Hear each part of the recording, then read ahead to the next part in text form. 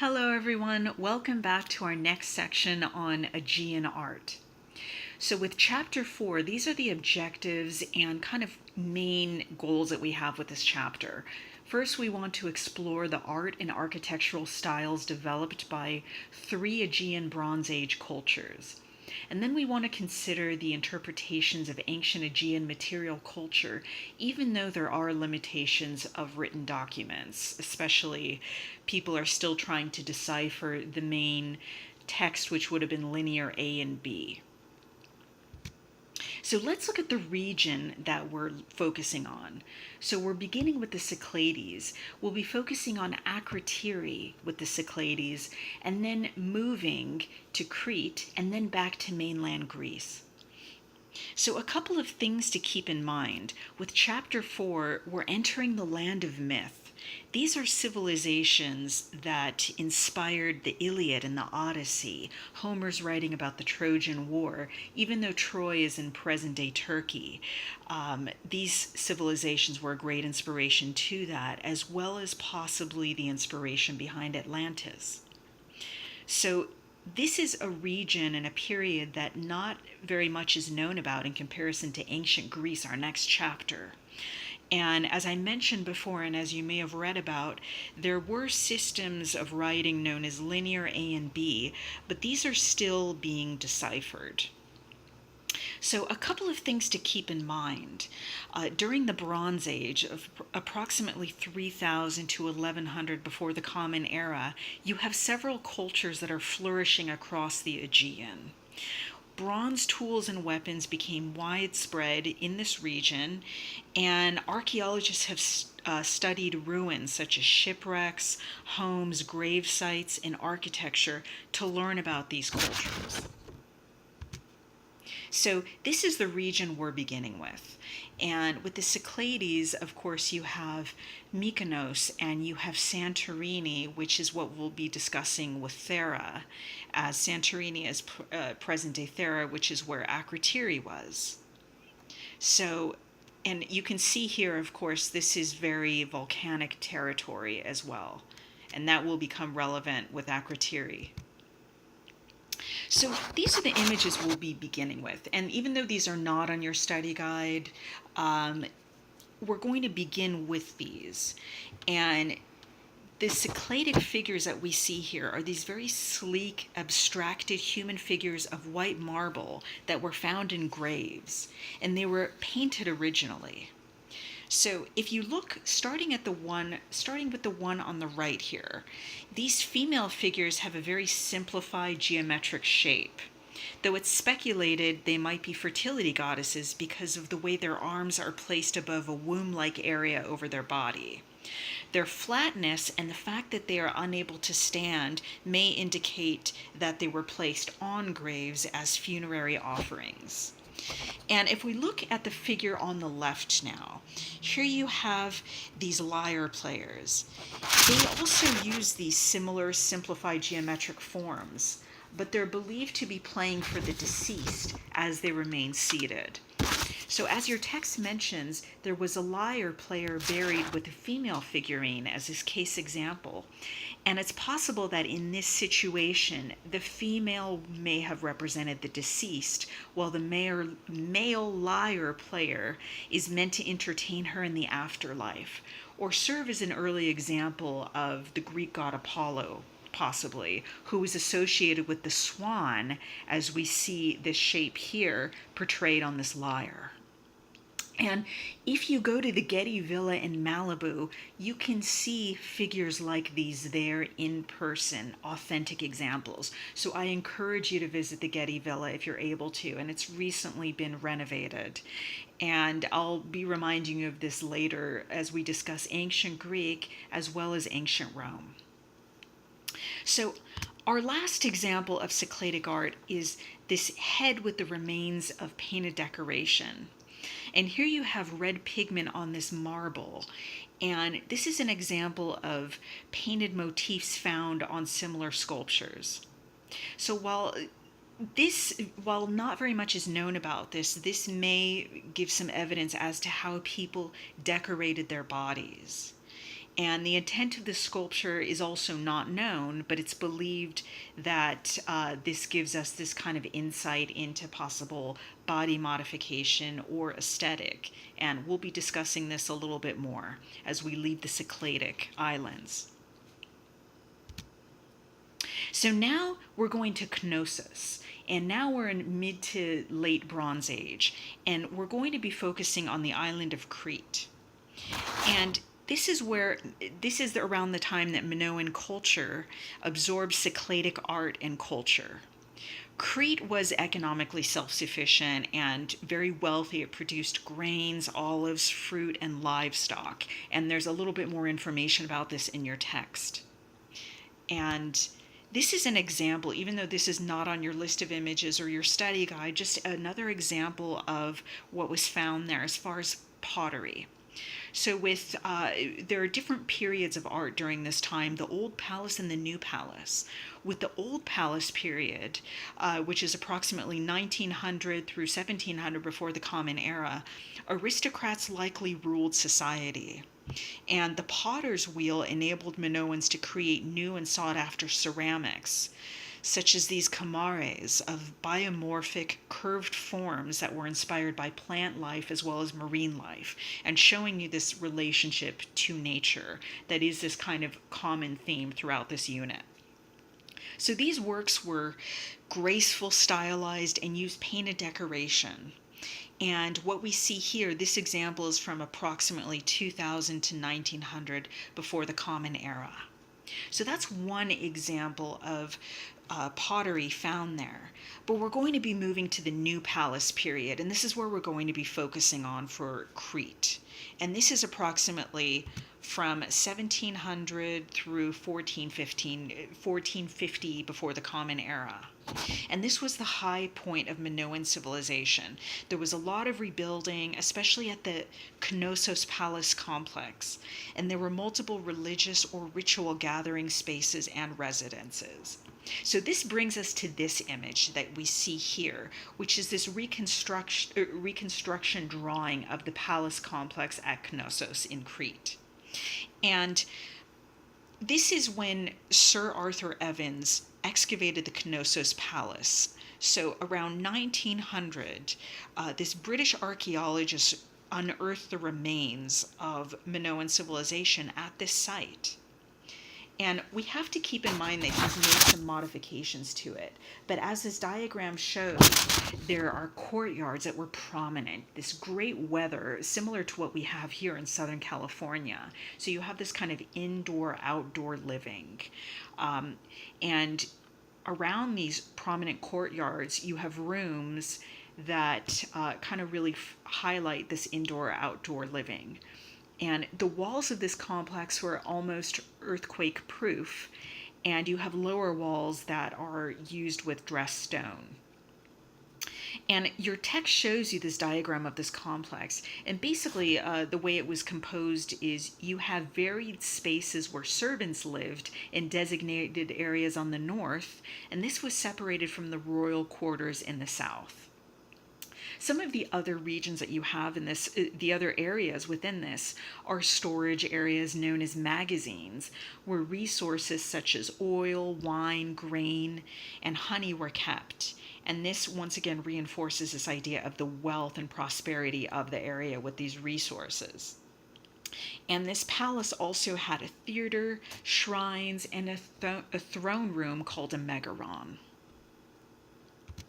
So let's move on and let's think about the Palace of Knossos. So this is on your list of images and your study guide.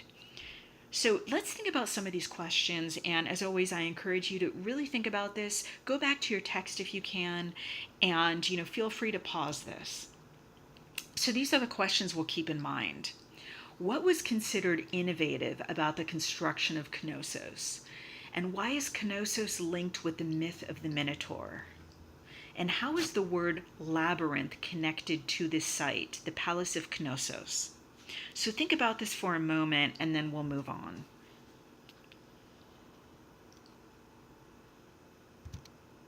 Okay, so here we are, and this view is from the East Wing stairwell.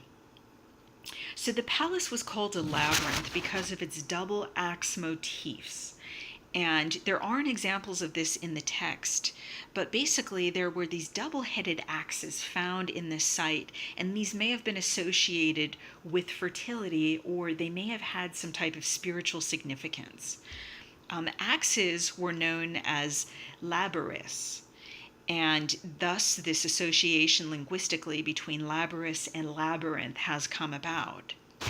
Um, Also, the reason why this may have been considered a labyrinth, why this was referenced, is there was very complex architecture here. And what we see here, this stairwell would have been very difficult to build with this wooden frame. But you also have this idea of a maze. The complexity is referencing this idea of a labyrinth. And one of the third reasons, too, why this has become associated with a labyrinth is the mythical aspect of it. So let's think about this with Knossos. And this is where those of you who are interested in Greek and Roman myths, you can definitely engage with this with the next few chapters. So how is this associated with mythology? This has become part of the Minotaur legend. So in Greek mythology, King Minos was the first king of Crete. And the architect Daedalus designed a maze where the Minotaur, who was this kind of monstrous creation with the body of a human and the head of a bull, he would reside there, and he would need to receive sacrifices from King Aegeus, who the Aegean Sea is named after. So every 9 years, 7 girls and 7 boys were sacrificed to the Minotaur until Theseus slayed the Minotaur. So these poor sacrifices would be placed in this maze, and it would be impossible to escape the Minotaur until Theseus managed to do this and slay the Minotaur. So at Knossos, a number of artworks were found that emphasize a relationship and interdependence on nature and marine life, such as octopus ware ceramics and a harvester vase. And there are also portrayals of individuals like this that give us a sense of the personal aesthetic of people. So this is the first fragment we'll be looking at of a fresco. And even though this is not on your list of images, this is an example of buon fresco. And basically that is painting directly into wet plaster before it dries. And this is more challenging than fresco secco, which is a technique that a lot of Egyptian artists use of painting into the dry plaster. So this fragment is called Les Parisiennes. And why is she called this? What do you think? She's been coined this name. This name has been given to her because of the stylistic, aesthetic appearance and elegance with which we see figures portrayed. And she seems to have what was believed to be the height of fashion, with long curly hair, flowing garments, and this aesthetic we'll see a little bit later with pinched waists. There's also, some people believe that she may have been a goddess or some type of spiritual figure or someone of high stature, because there's this knot on her back. Similar to what we discussed with the labyrinth, that double-headed axe, it would sometimes have what was referred to as a sacral knot. So there may be some type of goddess type association with this figure. And another thing to consider is we possibly see an Egyptian influence through her makeup, as well as through this emphasis on composite form. Once again, we see this, for example, with her face and profile, yet there is a frontal emphasis on her features, such as her eyes. So let's look at another example. Here we have the bull leaping fresco. So what does this fresco depict? Think about this for a moment.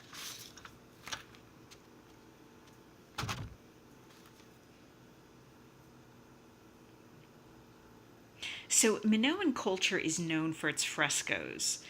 And let's consider this for a moment. Let's consider the bull leaping fresco.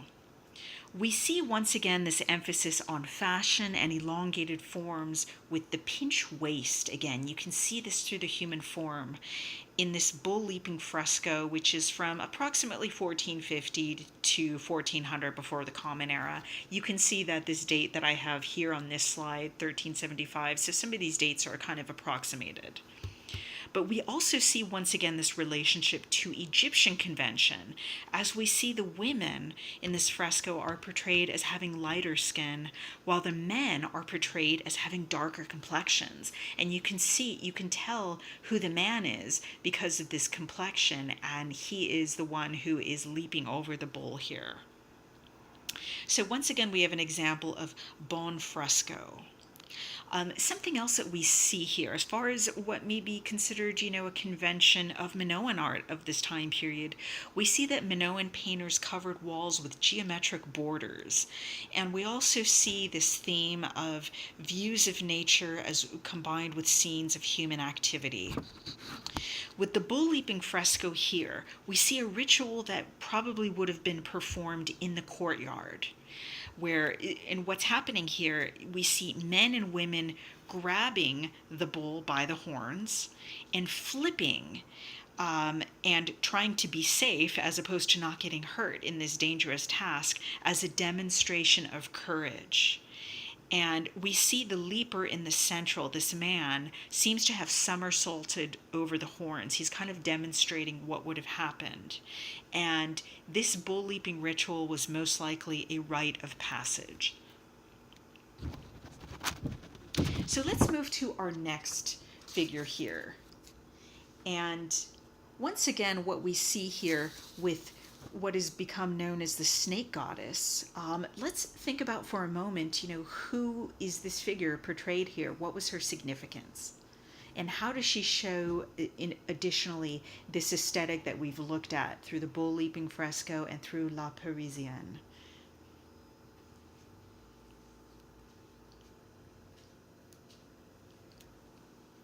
Okay, so this figurine has been coined as the snake goddess. She's referred to as that often. And she's an example of glazed earthenware known as faience. And this is colorfully glazed fine ceramic. And it's very common with these female figurines such as this, who hold serpents among these character images here. So she also shows us the aesthetic of Minoan women with the flounced skirt once again and the exposed chest. So there's a little bit of speculation, even though not very much is known about her. She was believed to portray a mortal or portray kind of the image of how people would have looked, while others believe she may have been some type of fertility figure because of the way she holds these snakes and because of this obvious feline figure on her head. So if this is a deity, she would have been fashioned after the people. And figures like this, such as the snake goddess that we see here, these figurines were found in temples and house sanctuaries and are still being studied as far as what their actual purposes would have been. So now we're moving to acrotiri. So this tradition of frescoes is continued with acrotiri in what was then Thera and now is present-day Santorini, Greece. So Thera was an outpost of Minoan culture as well as a thriving region artistically, and it has been speculated that this could have been the location of Atlantis. So some of the events, some of the significance geographically and geologically that you've read about in your text, around 1500 through approximately 1628 before the Common Era, a volcanic eruption following seismic activity impacted Akrotiri. But similar to Pompeii, which we will discuss in a couple of chapters, thick layers of volcanic ash preserved the frescoes there, and these were rediscovered during excavations that were begun in 1967. So what we see here with this first example, on the left, we see one of the examples at Akrotiri is the girl gathering saffron crocus flowers. And this is possibly, once again, this emphasis on the rite of passage, which obviously was a common theme portrayed, as we see this girl gathering saffron. And this most likely may have been, she may have been doing this because of the pain relieving medicinal properties that saffron is believed to have for menstruation. And we see that she has this bluish tint to her head. She didn't have blue hair. What this is indicating is that her head was shaved. And this again points to this possible rite of passage referencing puberty and what we see here as her entrance into womanhood. And to the right of this detail, what we see here is referred to sometimes as the spring fresco. And it's unique because the landscape is a central focus and we don't see humans portrayed here. So this is believed to once again reinforce this view of this harmonious relationship that people in Akrotiri had with nature, and this kind of reverence and relationship with nature. But as we move on, looking at one of the more notable frescoes here, what we see here is the flotilla fresco. So let's think about this for a moment. Feel free to pause this and consider what is significant about the flotilla fresco. Consider some of the formal concerns here as well as its content. And again, this is one of the images on your list of images.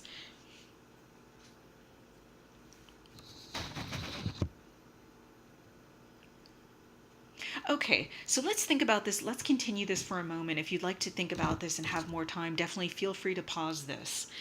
But let's consider some of the formal concerns here and some of the surrounding issues of this fresco. So this fresco has been restored by archaeologists over time, and some of its fragments are still missing. If we look at this on a formal level, it incorporates vertical and overlapping perspective to show the diversity of the landscape. So you see vertical perspective because it shows parts of the landscape, whether this is the rocky terrain or the Aegean waterways that we see here, as being further by placing them higher up on the fresco. So that was how distance was communicated through vertical perspective. Something else that's interesting about this landscape was thought to represent Bronze Age Thera, its wildlife, and basically some of the nautical activity that you would find during this time. In the top left, if we look here, what we see here is lions chasing deer. And that may be a literal portrayal that was seen, or some people believe it is a symbolic allusion to power and political stature.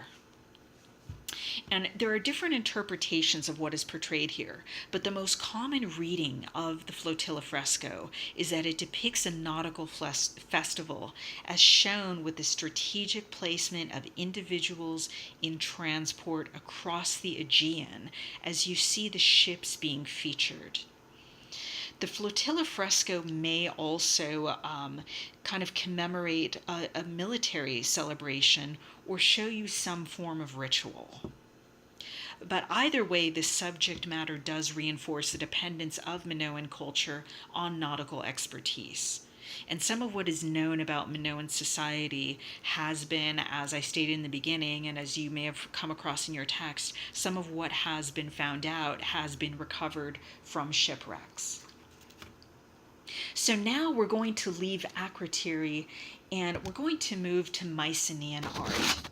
So what we have here, first vocabulary term, Cyclopean masonry, and we'll discuss that in a moment, but let's think of a couple of key ideas about Mycenaean art. So from approximately 1450 to 1400 before the Common Era, Mycenaeans were believed to be a conquering people from mainland Greece who arrived in Crete. And the center of their political and cultural power was shifted back to mainland Greece. But building continued on Crete, and newer palaces were being constructed, but art was generally moved back to Greece, which was mainland Greece, which continued flourishing. So some of the most pronounced Mycenaean works that we see here are these architectural examples that remain as the citadels.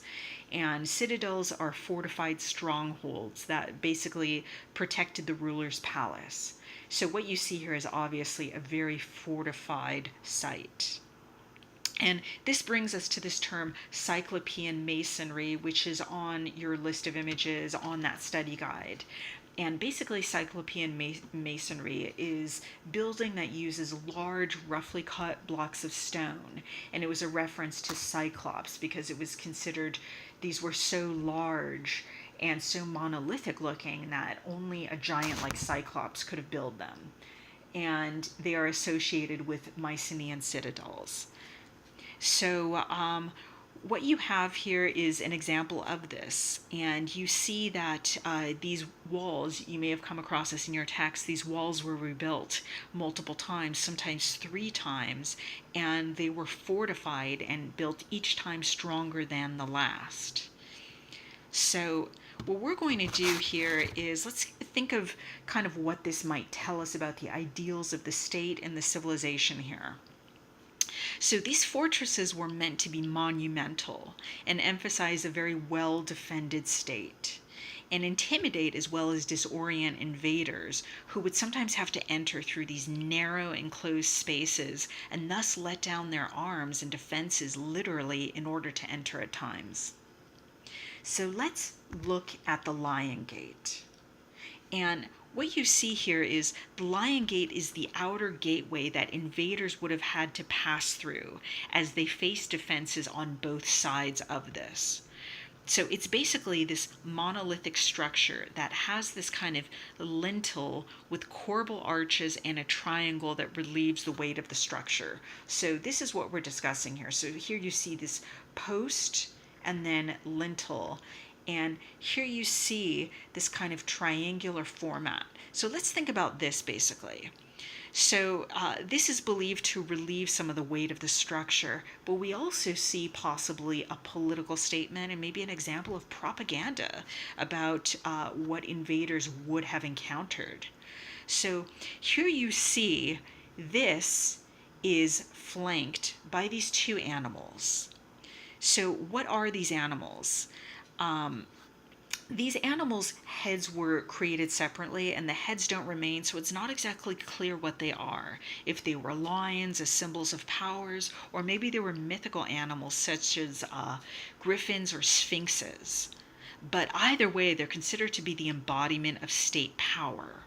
And you see that they rest their paws on this altar, which is a very kind of Minoan influence style here.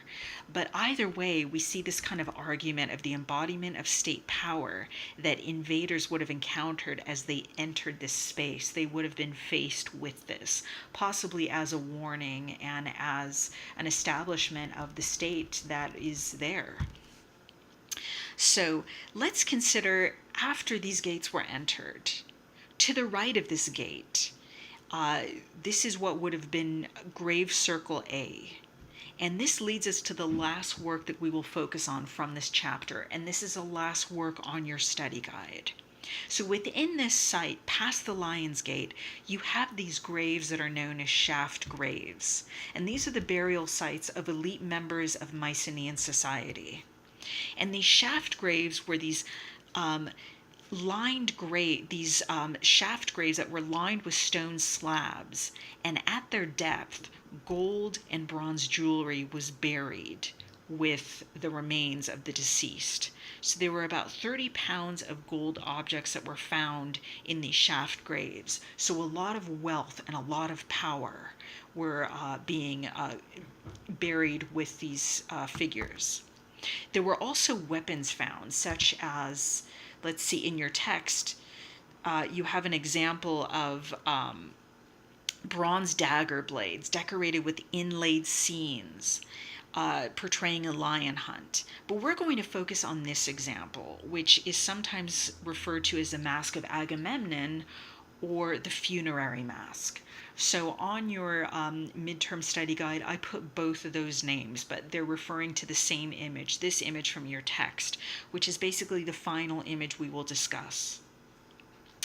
So the funerary mask, let's think for a moment, who does this mask portray? What is some of the question behind this? Think about this for a moment, and of course, again, feel free to pause this and think about this for a little bit longer. Okay, so the funerary mask has been pierced and was affixed to the face of the deceased. This mask is gold, and it was created with the repoussé technique, which is basically formed in relief by beating a metal plate from the back, and that's how you get these forms and this volume kind of protruding forth, and that leaves the impression on the face here. So, as far as who this image is, it's not really certain who this individual is, but it most likely would have been a significant leader due to the materials, the gold being used, and the fact that it was placed in grave A. And it's not known if this was meant to represent a specific individual with a specific likeness, but there were masks that were found that were distinguishable and portrayed younger men versus older men. So there is some comparison, as you came across in your text, between Tutankhamun's mask and this mask. But this mask is more life-size. So let's kind of discuss what is, interesting about this mask too, and as far as speculation connecting this with myth, with Troy. The funerary mask is sometimes referred to as the death mask of Agamemnon, as the excavator Heinrich Schliemann, who you may have read about in your text, tried connecting this mask with the Greek leader who united the Greeks as a military force during the Trojan War. But the dates do not align with the Trojan War in Troy, which once again would have been in present-day Turkey. So this is often referred to basically as the funerary mask, even though it would have definitely been the mask of a very prominent leader. So let's stop there, and we're going to continue some of the ideas, especially myth and the establishment of empire and nation, when we discuss our next chapter on ancient Greece. But we're going to stop there with chapter 4, and again, I would focus studying those images that are on the study guide, as well as those vocabulary terms, even though this chapter discusses more work that I hope you enjoyed reading about in your text. If you have any questions, feel free to contact me as always. And until next time. Okay, goodbye.